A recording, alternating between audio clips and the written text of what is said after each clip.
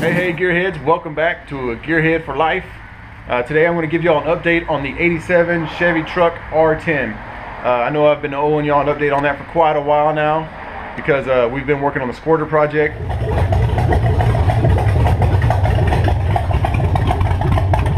We got the Squirter running well. We got it inside the 92 Camaro. Y'all can see that on the video playlist for the Squirter. You got one video playlist for the Squirter, then you also have a video playlist on the 92 Camaro.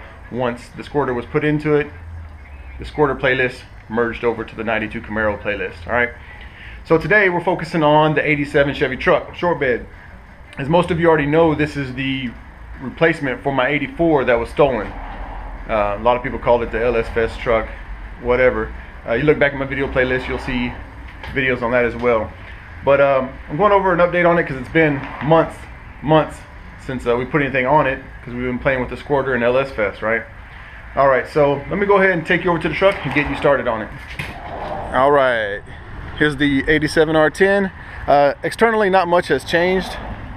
I did finally remove the sticky from the emblems that was on the fender, but on this fender, it has two holes for the badges. The other fender must have been a replacement or one or the other, because the other fender, I got the sticky off as well, but there was no holes. Alright, that's one huge accomplishment, right? It only took me like 6 months to do it. See, the biggest thing that helped me feel like this was my truck again and at home is I took out that rear slider window. I took out the rear slider and got a solid window in there. That was just this week actually, and then got tint on it just about 2 or 3 days ago, so I can't quite roll the windows down yet. The side windows did have tint on them already, but I was looking for a better quality tint, wanted to make sure to keep the heat out. The only mistake I think I made is I should have gone a little bit darker.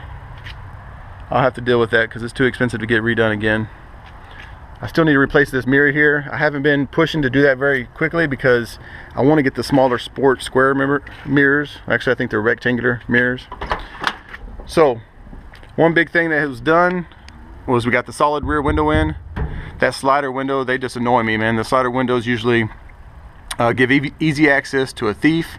If you did open the slider, I always get dirt, leaves, and crap flying in the back window, hit me in the eye. Plus, the solid window I think looks better. Once I get a big GearHead for Life sticker across the top there, it look real good.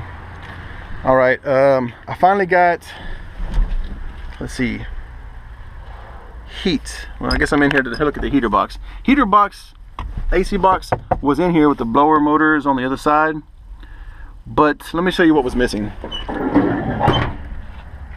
All right, this box was missing. All of this. Someone had shaved it. They put a block off plate there, shaved that off, and they had cut the wires that go to the AC as well. These were back in and flush, so the whole harness needs to be replaced. It's been cold lately, so what I did for a temporary fix was pull them out. There was a metal clip around here. Took it off, pulled them out to where I could find a hot wire, one that looked large enough gauge, and ran it to the blower motor. So when I turn the fan on, I just have one speed right now, just to get the fan blowing so I have some heat for the winter. Alright, so that got the blower motor working. I didn't put the evaporator in yet, not until I start plumbing in the AC, once I do the LS swap. But I need to get the harness with the plug on it, relay plug as well. And when you put this box on, you seal it up with this tar tape stuff. My buddy Brian hooked me up, gave me some. I'm glad he did because I didn't know where to get it, but come to find out it's a Murray part number. I can give you that part number here, but it's just it comes from Murray, like from O'Reilly's Auto Parts. He goes in there and fills all the cracks. Ran the hoses. I had to run nipples to the intake and the water pump. There's the water pump, intake back there. So we got the heater working. Oh, now I see it's hanging too low. It's pretty close to the heater. We have to secure those up. What else? I have not secured the radiator fans, electric fans better yet, because as you can see, this doesn't fit the wider radiator. So I need to get the mount that holds the big the diesel or the 454 radiator. Once I get the proper mount on top, I'll be able to fab up something to mount from the top to this, because the one that comes with the 454 has a plate all the way across the top. Then I'll make something to fit from that together. Plus, it hasn't been a high priority. We've been busy getting the Squirter running. I drove most of the summer with no fans. Most of y'all knew that. This radiator was so thick, and removed heat so well that it stayed cool as long as you were rolling down the road. But once I went to the power tour, I had to hit some fans on there for the stop and go traffic. Those are the Lincoln Continental fans I talked about in a previous video. Also, I drove all summer with no overflow reservoir because I didn't want the big ugly reservoir that goes here. I wanted one that goes on the side, which I haven't found yet. So just last week also, I finally ran a tube into a Frank's Red Hot Sauce bottle there to be my overflow reservoir. We'll try to test it out and see if that small one's going to be big enough. Otherwise, I have to get a bigger Frank's bottle. Traditionally, most people usually grab a liquor bottle, Crown Royal or something like that, to use for this, to look like a rat rod style or something. But I quit drinking over a year ago, so to try to help support that idea, Frank's Red Hot Sauce. That stuff's delicious. Alright, moving on. What else was done? Oh, when they shaved the heater and AC, that was all gone. I could probably post up a picture of that. They also shaved the wiper motor. It's gone, and the harness is cut. So I'm gonna have to repair that still. I don't have any wipers. I just been running Rain-X on the window for now. What else? I showed you all in a previous video. I completely rebuilt the front end, all except for the steering linkage. So it's got new bushings, polyurethane bushings. I painted the control arms. Let's see if we can get a better view.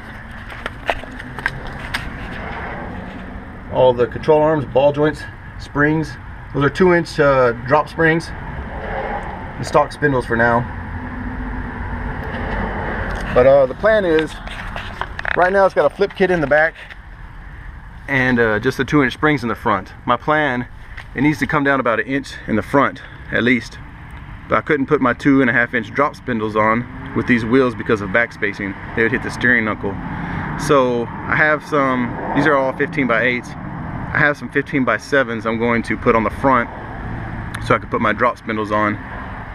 And then I'll probably go back up to a 1-inch drop spring instead of the 2-inch to give a comfort of the ride a little bit more. When I do that though, these tires are probably going to rub. So I have probably have to get some shorter tires. Some 60 series instead of these 70 series. These are 255 70 15s.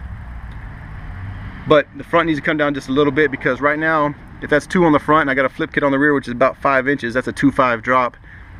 That means the front needs to come down a little bit more. Just the numbers will tell you that if you can't quite see it. Alright, also something else, we got a horn installed finally. There was no horn on it when I got it. So a lot of little things is all we've been working on mostly. Here are the 15x7 rally wheels I got to go on the front of the truck. This, the back spacing on these should be better to clear my spindle. So I can go ahead and run my 2.5-inch drop spindle. Just gotta get them painted up, sanded down and painted up, and get tires mounted on them. Alright, something else I have to show y'all is the seat. It's got a decent bench seat in it right now. Just a solid bench seat that came with the truck. But those who knew my last truck, I had a 60-40 split with the folding console out of a 95 through 99 Chevy Truck. I love that seat, man. I miss it. So I went hunting and I found one in the salvage yard here. It's rough, the side of it's chewed up, but it'll work. You know, I'll think about getting it reupholstered later. I may dye it. I'm looking into getting a dye. This console comes down. There you go. So soon I should be working on fabbing up some mounts to mount this seat, and when I do, I'll try to capture all the pictures and how I make it happen. Oh, that's the GearHead4Life shirt. I'll be posting up another video with information on that and how to order one. Anyone interested? All right, for anyone who's noticed the cab, see that line across the cab to the bed? Seems a little angled, a little off. Well, it appears that probably the cab bushings to mount it to the frame are wore out, blown out and gone. So my buddy Davey hooked me up, and we've got some brand new replacement poly cab mount bushings that we should be putting on there to resolve that issue. And here's what those bushings look like. Thank you, Davey. On to the engine. We got, this is the 5.3 that's being built for the truck, the 87 Chevy truck. What I've done, most of y'all keeping up with me on Facebook have been watching and seeing, I just cleaned it. This was a running 5.3. It came out of a 2001 Suburban. It was running. I drove it to make sure everything was good before I bought it. Then when I got it home, I've been itching to put flat top pistons in a 5.3. Those flat top pistons come out of a 4.8.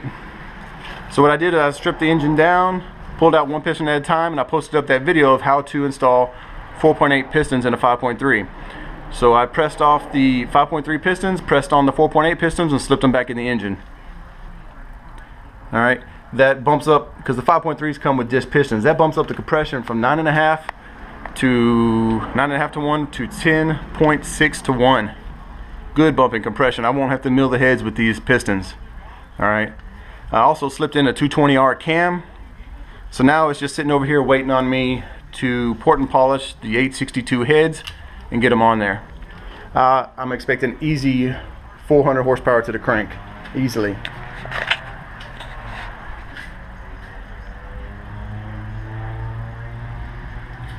We've got some of the eBay head studs to go on it already. Got the head gaskets waiting. That is the CTV oil pan. It should give me a little bit more clearance below the cross member on the truck. The truck pan will clear, but I just had this one laying around, so I threw it on. The truck oil pan, though, inside of a C10 hangs down below the cross member. It doesn't feel very good. It's not a nice feeling, you know, of safety. But in my last truck, yeah, I had no issues bottoming out on it. Alright, so that's the engine. That's the 5.3 going into the C10. Alright guys, thought I'd give you all a quick exhaust sample. This exhaust is the Shorty, I think they're Camaro headers on the 305, stock 305 with a TBI injection. The exhaust is a Flowmaster big block series, I think it is, 90 big block series. It's a 2 in and 2 out. We got dual 2 1/4s coming in and dual 2 1/4s coming out. Alright, here we go.